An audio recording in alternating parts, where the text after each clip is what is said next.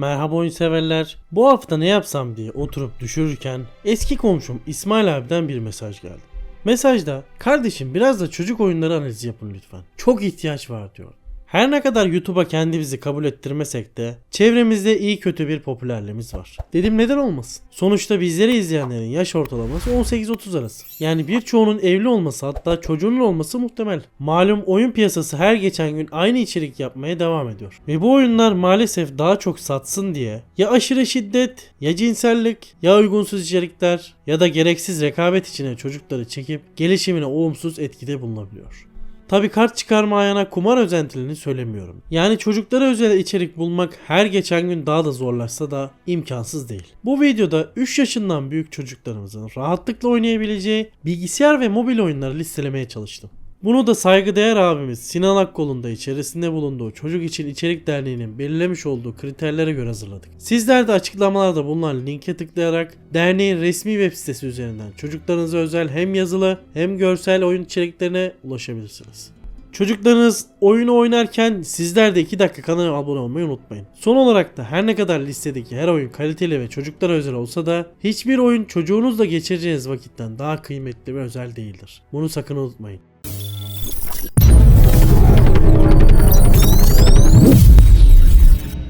Yoku's Islands Express. Tropik bir adaya postacı olarak atanan küçük bir böceğin yaşadığı serüvenleri konu alıyor. Karşımızda temel olarak bir tilt yani pinball oyunu var aslında. Ama yapımcılar tilt masalarını açık dünya olarak tasarlayarak bu haritaların içine çeşitli bulmacalar koymuşlar. Tilt bölümlerinin dışında küçük böceğimizle de adada dolaşıyor, mağaraları ve dehlizleri keşfediyor, diğer hayvanlarla konuşarak dertlerine çare arıyoruz. Bir pinball oyunundan beklenmeyecek kadar yaratıcı, insanı keşfetmeye ve maceraya davet eden eğlenceli bir oyun. Ayrıca minik böceğimizden önceki postacı işini düzgün yapmadığı için adanın posta servisi bayağı sorunlu. Bu yüzden eski postacıyı kimse sevmiyor. Bu da oyuncuyu işini düzgün yapmaya sevk ediyor. 7 yaş ve üstü çocuklara hitap eden bu oyun maalesef mobilde mevcut değil. Sadece PC ve diğer platformlar üzerinden erişilebilir durumda. Cast in Time. Çeşitli ve keyifli bulmacalar ile kaybolan kedileri bulduğumuz bu oyunda çocukların hem görsel zekaları hem de pratik düşünme kabiliyetlerinin gelişimini desteklemekte. Oyunda bulunması gereken 10 kedi ve 3 kartpostal mevcut. Oyun boyunca verilerin ipuçlarını görsel olarak hafızada tutmak ve daha çok şifreleri çözmek için bu ipuçlarını kullanmak görsel hafızanın gelişimini destekliyor. Oyun içi satın alma söz konusu değil. Çocuklarınızın internetsiz bir şekilde rahatça oynayabileceği oyunlardan bir tanesi.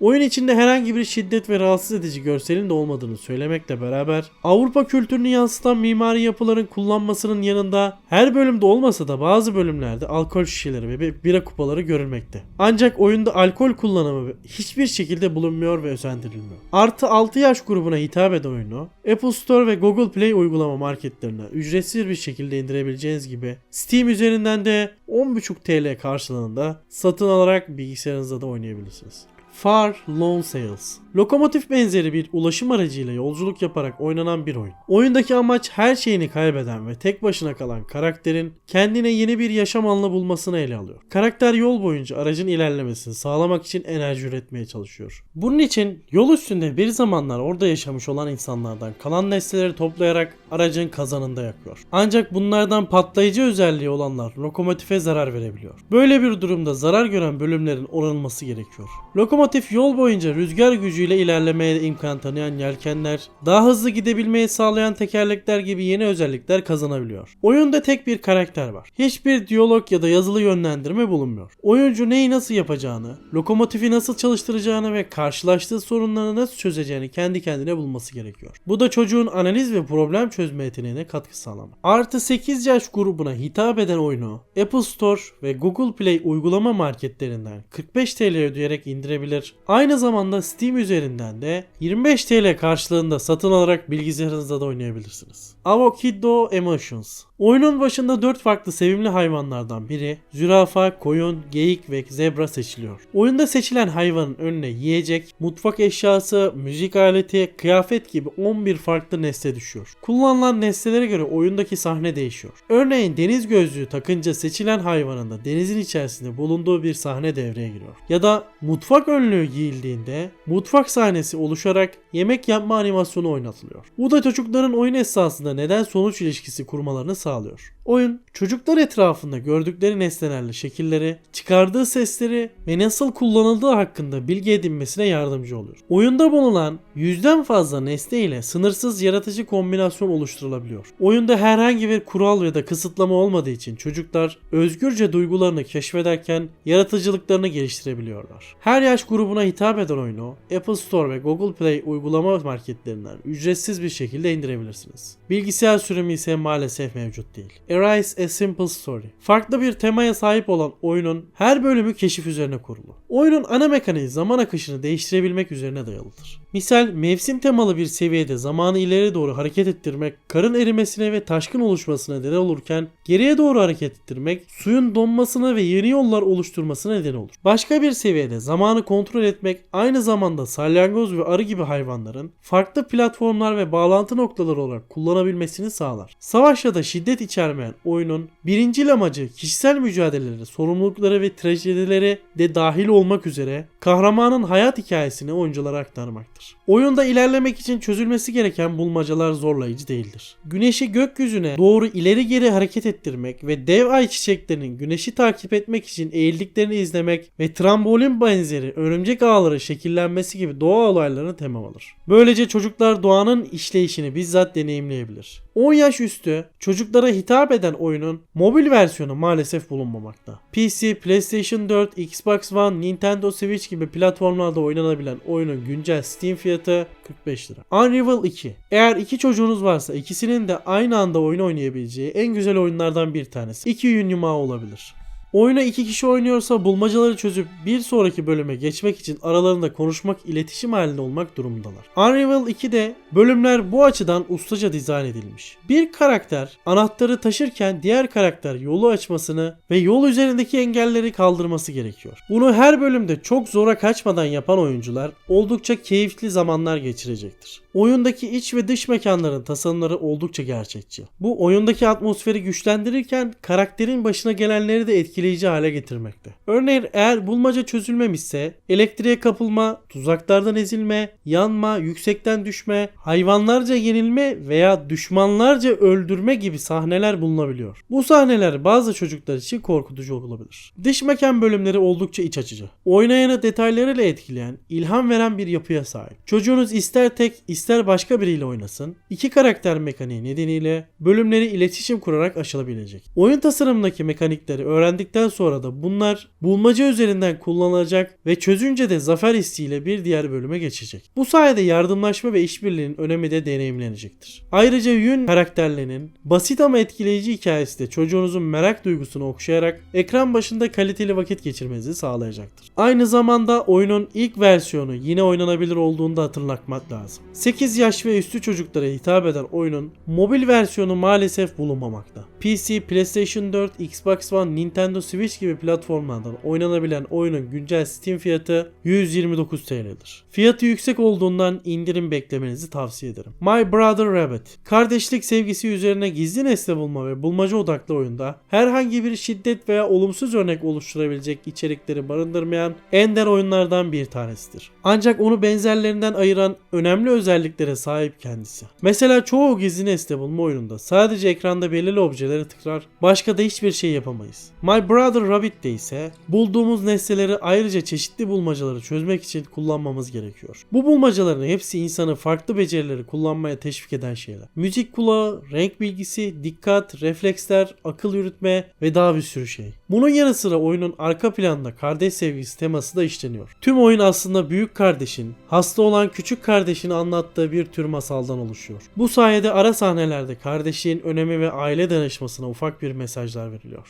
7 yaş üstü çocuklara hitap eden oyun mobilde ve PlayStation 4, Xbox One, Nintendo Switch gibi platformlarda oynayabilirsiniz. Güncel Steam fiyatı 25 TL'dir. Minecraft. Dünyada herkes tarafından bilinen oyunların başında sanırım Minecraft gelir. Oyunun sınırlarını tamamen oynayanın hayal dünyasında genişliğine bağlı. Yapabileceklerinizin haddi hududu yok. Bir küp parçasıyla neler yapılabilir diye sormayın. Şu gördüklerinizin ve daha fazlası sadece bir küp parçasıyla başladı. Oyun hem tek başınıza hem de arkadaşlarınızla oynanabilir yapıya sahip. Oyundaki temel amaç çevreyi keşfetmek, yapıları inşa etmek, hayatta kalmak üzerinedir. Oyun içerisinde yaratıklar yer almakta ve oyuncular zaman zaman bu yaratıklarla savaşmak zorunda kalmaktadır. Ancak oyunun bazı versiyonlarında bu yaratıkları kaldırılabilmekte, yani savaş sistemi tamamen kapatılabilmektedir. Ancak aynı şekilde bunun tam tersi de olan versiyonları bulunmaktadır. Aileler bu noktada çocuklarını oynatmak istedikleri Minecraft versiyonu doğru seçmelilerdir. Oyun aynı zamanda online erişim ile başka oyuncuların oyunlarına katılma ya da başka oyuncuların çocuğunuzun oyuna katılma şansınızı da tanıyor. Bunu kontrol etmekte zorlanacaksınız. Oyunu çevrim dışı olarak oynamasına özen gösterin. Ki benim tavsiyem çocukların belli bir yaşa gelene kadar tüm oyunları offline, yani internetsiz bir şekilde tek başlarına oynamasından yanadır. Emin olun bu çok daha sağlıklıdır. 8 yaş ve üstü çocuklara hitap eden oyunu mobilde ve diğer tüm platformlarda bulabilirsiniz. Mental Hub. Bu oyun ile çocuğumuzun odaklanma,